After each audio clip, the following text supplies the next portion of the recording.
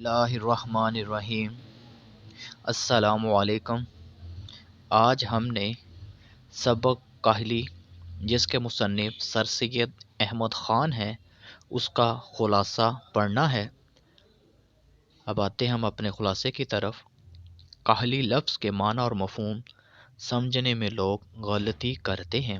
ان کا خیال ہے کہ ہاتھ پاؤں سے محنت نہ کرنا، محنت مزدوری میں سرگرمی نہ رکھنا یا اٹھنے بیٹھنے اور چلنے پھرنے میں سستی کرنا کاہلی ہے۔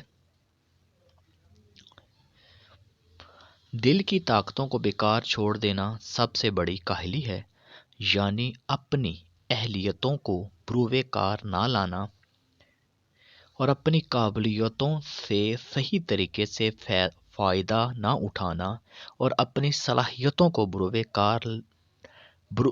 بیکار چھوڑ دینا اصل کاہلی ہے۔ پیٹ بھرنے کے لیے روٹی کما کر کھانا ضروری ہے اور اپنی بسر اوقات کے لیے ہاتھ پاؤں کی کاہلی چھوڑ کر محنت کی جاتی ہے۔ اسی لیے محنت مزدوری کرنے والے افراد کم کاہل ہوتے ہیں۔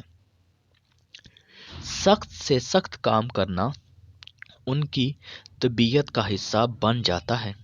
جن لوگوں کو بسر اوقات کرنے کے لیے ہاتھ پاؤں سے سخت محنت کرنے کی ضرورت نہیں ہوتی، وہ اپنی اہلیتوں، صلاحیتوں اور قابلیتوں کو چھوڑ کر کاہل انسان بن جاتے ہیں۔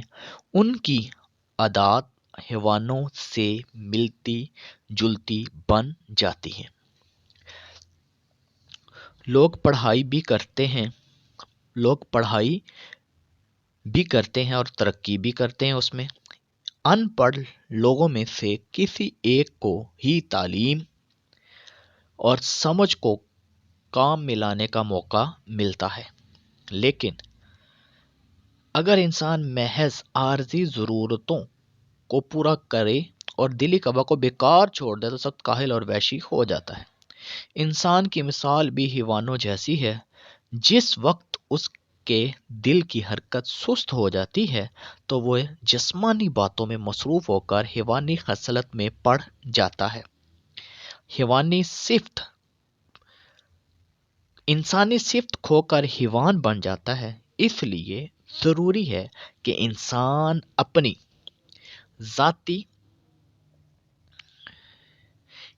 اپنی اندرونی قوتوں کو بیکار نہ چھوڑے بلکہ ان کو استعمال میں لائے۔ ایسا انسان جس کی آمدن اس کے اخراجات کو پورا کرنے کے لیے کافی ہو اور اسے آمدن کے حصول کے لیے زیادہ محنت و مشقت نہ کرنی پڑے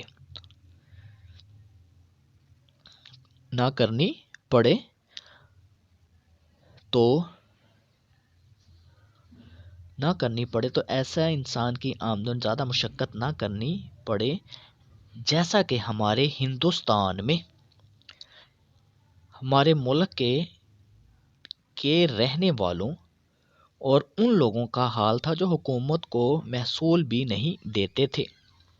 ایسا انسان اگر اپنی ذاتی اہلیتوں سے فائدہ نہ اٹھائے تو کیا ہوگا؟ وہ وحشیانہ طور طریقے اپنائے گا، قمار بازی اور تماش